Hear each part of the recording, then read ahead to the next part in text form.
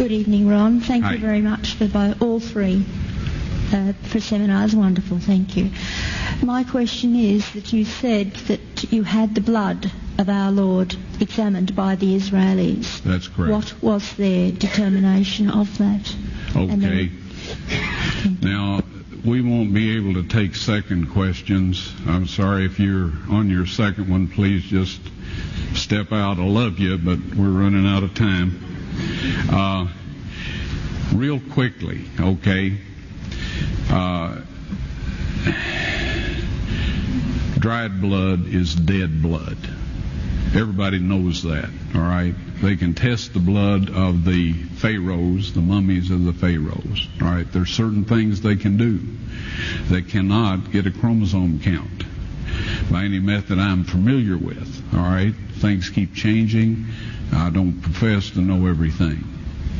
However, there's no way I know that you can get a chromosome count out of dead blood. You can get a DNA and some other things, but not a chromosome count, all right? That's done by living white blood cells.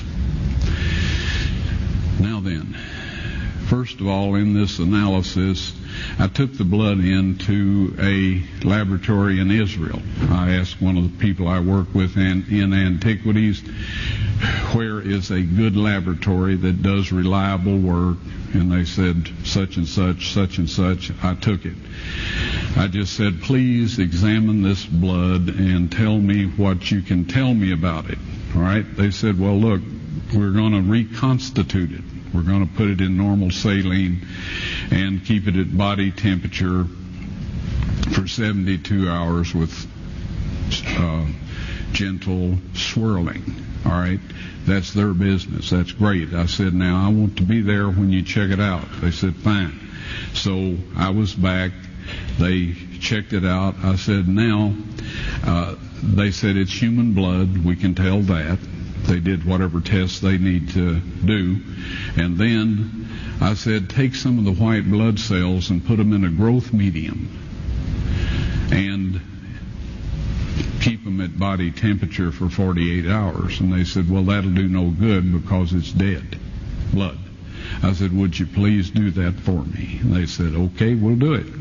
So anyway, I said, I want to be there when you take it out and examine it. So I was back there. They took it out, examined it under a microscope, and the one technician called the other one over there, and then they called the boss over there, and they were talking Hebrew a mile a minute there for a little bit, and they looked at me and they said, Mr. Wyatt, this human blood only has 24 chromosomes in it. Everybody else has 46. You see, 23 from your mother, 23 from your father, 22 autosomes from your mother, 22 autosomes from your father. You get an X from your mother, you may get an X or a Y from your father, all right? This blood had 23 chromosomes from the mother's side, one Y chromosome only. You see, a child could not have developed if they hadn't had the autosomes from the mother. So all of his physical characteristics were determined by his mother's side of the family, her autosomes. His maleness was determined by this one Y that came from a source, not a human male. Then they said, this blood is alive. And then they said, whose blood is this?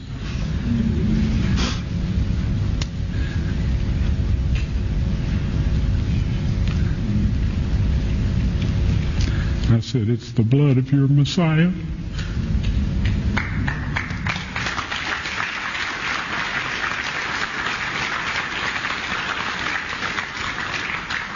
And I assure you, those men's lives have changed. Well,